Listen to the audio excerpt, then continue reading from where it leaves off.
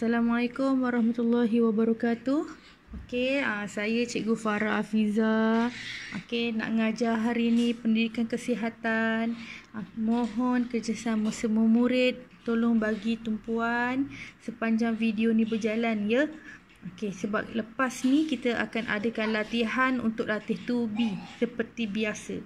Jadi cikgu bagi nota dulu. Cikgu dah terang-terang semua. Lepas tu kita akan buat latih 2B. Awak jawab kuis macam biasalah, 10 soalan. Lepas tu itu untuk menentukan sama ada kamu faham ataupun kamu tak faham dengan apa yang cikgu dah ajar. Kalau boleh tengok betul-betul video yang cikgu dah sediakan ni supaya memudahkan kamu untuk menjawab soalan tu nanti. Terima kasih. Baiklah, tajuk kita hari ini ialah patuhi waktu makan. Tahu kan waktu makan kan? Masa mana awak makan? Ada orang makan 2 kali sehari, ada orang makan 3 kali sehari. Sekarang ni kita nak tahu ada berapa banyak waktu makan. Sebelum tu kita baca sikit. Waktu makan merupakan waktu yang ditunggu-tunggu oleh setiap manusia untuk menambah semula tenaga. Bila kita makan, kita akan rasa lebih bertenaga. Kalau kita tak makan, kita akan rasa lesu, rasa mengantuk, letih. Tapi kalau kita makan berlebihan pun boleh mengakibatkan kita keletihan. Sebab apa? Sebab perut kita terpaksa bekerja keras. Jadi kita cepat letih dan kita akan rasa mengantuk. Jadi kita kenalah berpada-pada. Walau bagaimana cara pun anda makan, anda perlu utamakan kesihatan. Bukan semua makanan boleh anda ambil mengikut selera dan nafsu makan. Maksudnya boleh ke sepanjang masa daripada pagi sampai malam kita asyik nak makan aiskrim saja? Tak boleh. Selain daripada dia boleh membuatkan kita bertambah berat badan, dia boleh membuatkan gigi kita cepat rosak. Lepas tu banyak lagi lah kesan-kesan sampingan. Jadi hari ni kita belajar sikit tentang patuhi waktu makan dan jenis-jenis makanan yang kita boleh makan. Sekarang kita tengok waktu makan. Ada berapa? 1, 2, 3 dan 4. Sarapan pagi, makan tengah hari, minum petang dan makan malam. Tengok sarapan pagi. Mula pukul berapa tu? Dari pukul 6 pagi hingga pukul 8 pagi. Makan tengah hari 12 tengah hari sehingga pukul 2 petang. Minum petang pula daripada pukul berapa? Pukul 3 sehingga pukul 5 petang. Dan makan malam 6 petang sampailah pukul 8 malam. Cikgu, kalau nak makan pukul 9, pukul 10, 11 tak boleh ke? Boleh, tapi ini ialah waktu yang disarankan. Kenapa? Sebab perut kita sempat nak bekerja, nak menghancurkan makanan tu sebelum kita tidur. Bila kita tidur, sel-sel badan kita ni akan berehat. Jadi itu yang membuatkan badan kita ni jadi cepat berlemak sebab makanan tu tak diserap dengan betul dan membentuk lemak. Cikgu harap semua faham bahagian ni. Sekarang kita tengok contoh menu untuk sarapan pagi. Sarapan pagi ni dari pukul berapa? Dari pukul 6 pagi hingga pukul 8 pagi. Cikgu, pukul 9 tak boleh makan ke? Pukul 10 tak boleh makan ke? Boleh. Tapi ini ialah masa yang disarankan. Lebih kurang lah. Dia tak semestinya wajib waktu tu makan. Tapi sebaik-baiknya kita ikut apa yang disarankan oleh Kementerian Kesihatan. Hidangan utama yang penting membekalkan tenaga pada permulaan hari. Boleh tak cikgu kalau kita tak makan sarapan pagi? Sebaik-baiknya kita kena ambil juga sarapan pagi untuk mengelakkan perut kita kosong.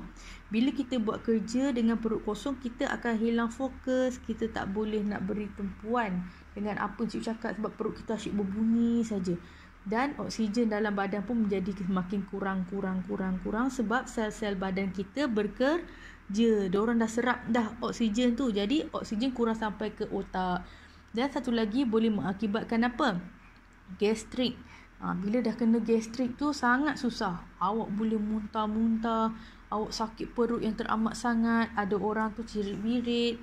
Jadi sebaik-baiknya awak kena ambil juga sarapan pagi. Tak kisahlah sama ada di rumah ataupun di sekolah, sampai di sekolah ataupun sebelum bertolak ke sekolah, makan dulu. Kalau tak sempat juga, ambil roti, sapu dengan jam, minum air kosong pun boleh.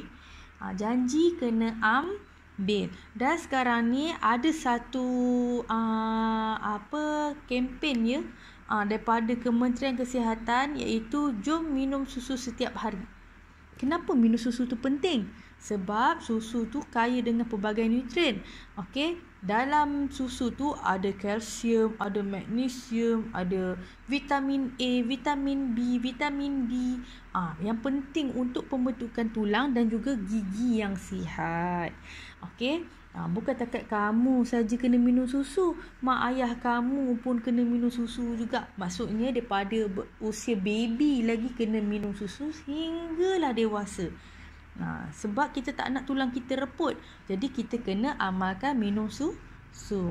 Kalau tak nak minum susu, nak minum air Milo boleh ke? Boleh. Minum minuman yang bercoklat pun boleh. Okey, contoh-contoh makanan dia yang boleh kita ambil bersama susu tadi ataupun air Milo ataupun air kosong ialah roti sandwich, contohnya macam Coco Crunch. Lepas tu ada yang lebih sihat sikit daripada Coco Crunch, contohnya cornflake. Okey, ada macam-macam jenis lah kalau awak pergi ke pasar raya tu, yang untuk slimming, yang untuk kurus lah, untuk kuatkan tulang lah, yang dengan madu lah. Ada macam-macam. Jadi awak boleh pilih apa yang terbaik untuk diri awak. Okey, selain pada tu boleh makan nasi lemak tak cikgu? Boleh makan nasi lemak. Tapi sebaik-baiknya kita makan benda yang ringan-ringan dulu, lepas tu baru kita ambil makanan yang berat sikit supaya perut kita tak terkejut. Okey? Itu untuk sarapan pagi. Okey, baiklah, sekarang kita tengok contoh menu untuk makan tengah hari. Makan tengah hari tu start pada pukul berapa? Dari pukul 12 tengah hari hingga pukul 2 petang. Okey, antara minuman yang menjadi kebiasaan rakyat Malaysia ambil ialah air kosong, air jus. Air jus tu bagus tu. Okey, sebab kita setiap kali kita ambil apa-apa makanan, kita kena ada juga ambil buah. Okey, contoh, tengok contoh gambar tu. Kenapa cikgu ambil gambar nasi ayam penyet ni? Sebab nasi ayam penyet ni dia ada sayur, dia ada nasi, karbohidrat nasi, dia ada ayam. Jadi dia antara makanan seimbang. Tapi kalau awak nak tahu, kejap lagi cikgu akan tunjukkan pinggan sihat Malaysia. Itu suku-suku separuh. Apa suku-suku separuh tu? Kejap lagi cikgu akan tunjuk. Tapi tengok dulu contoh-contoh makanan yang digalakkan kita ambil. Okey, ambil ayam, kena ambil sayur. Sayur kena ambil. Walaupun sayur tu kadang-kadang tak berapa sedap pun, tapi kita kena biasakan makan untuk kebaikan badan kita.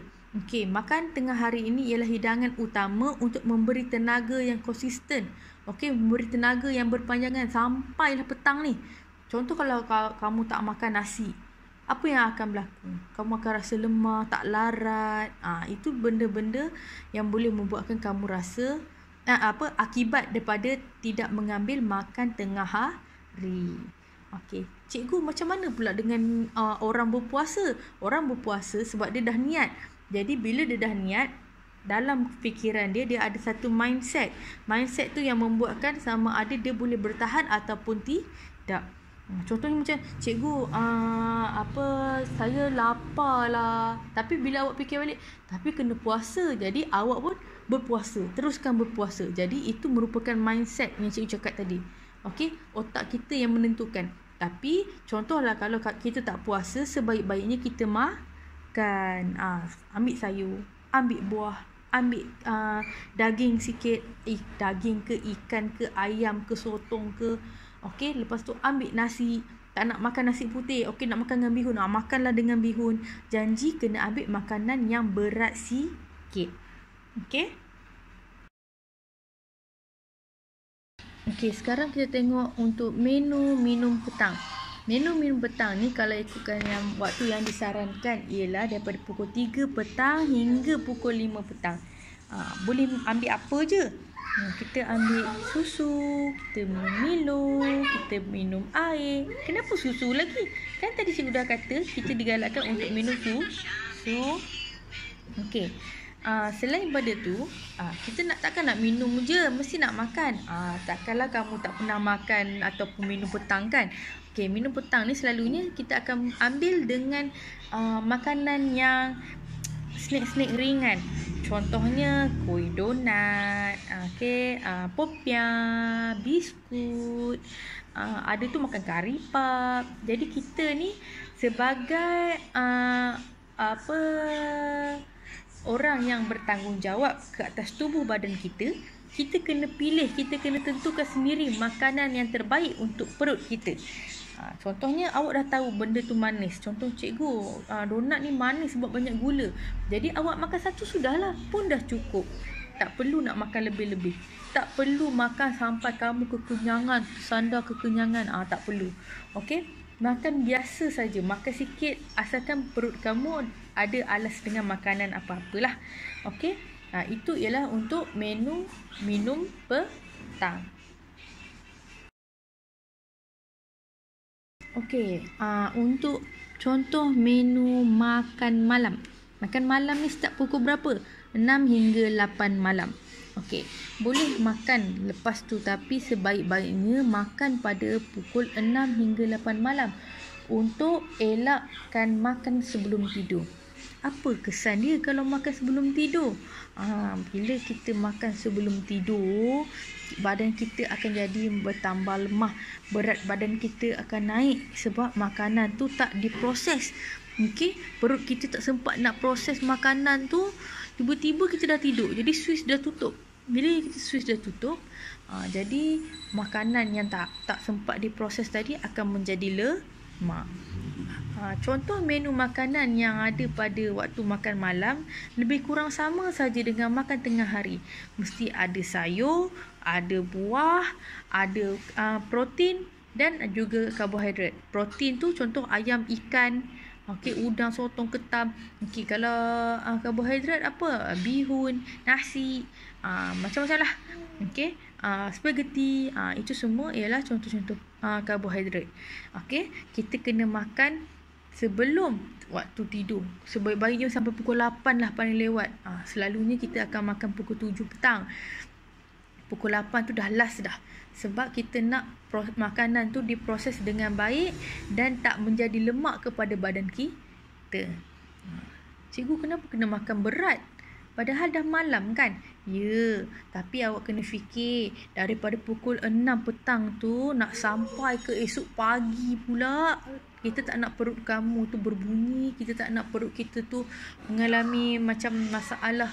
Contohnya tak boleh tidur. Kita tak nak masalah tu berlaku. Jadi sebaik-baiknya makanlah pada waktu yang disarankan.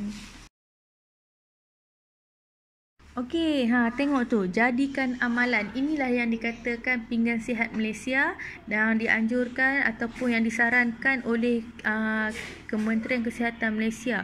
Ambil makanan mengikut suku-suku separuh. Apa suku tu? Suku tu contohnya ikan, ayam, daging, kacang. Suku lagi apa? Nasi, mi, roti, bijirin. Bijirin macam mana? Contoh macam oat. Kamu nak makan nestem ke apa ke? Boleh. Lepas tu produk bijirin dan ubi. Ubi tu kentang ke apa ke? Lepas tu separuh tu apa? Separuh tu saja, separuh pinggan tu hanya untuk buah-buahan dan sayur-sayuran. Tak kisahlah buah apa pun kamu nak makan, tak kisahlah sayur apa pun nak makan, tapi separuh pinggan. Cuba awak fikir balik, selama ni awak ada ambil tak suku-suku separuh? Ataupun awak ambil yang separuh tu nasi atau separuh tu lauk saja? Sebaik-baiknya kita ikut apa yang disarankan ya, sebab Kementerian Kesihatan dah buat kajian. Bukan saja-saja tu nak letak suku-suku separuh tu. Dia buat kajian supaya badan kamu ni seimbang. Pengambilan makanan tu seimbang. Keperluan makanan tu cukup dengan keperluan badan kamu.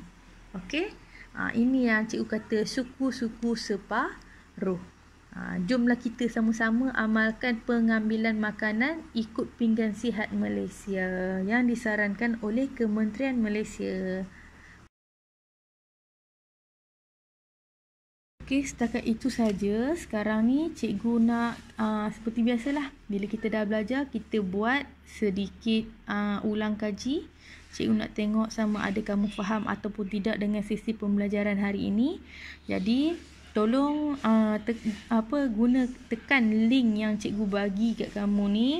Okey, jawab latihan. Tapi sebaik-baiknya kamu kena faham dulu apa yang cikgu terangkan daripada awal tadi sampailah akhir. Lepas tu cuba jawab dan semoga berjaya.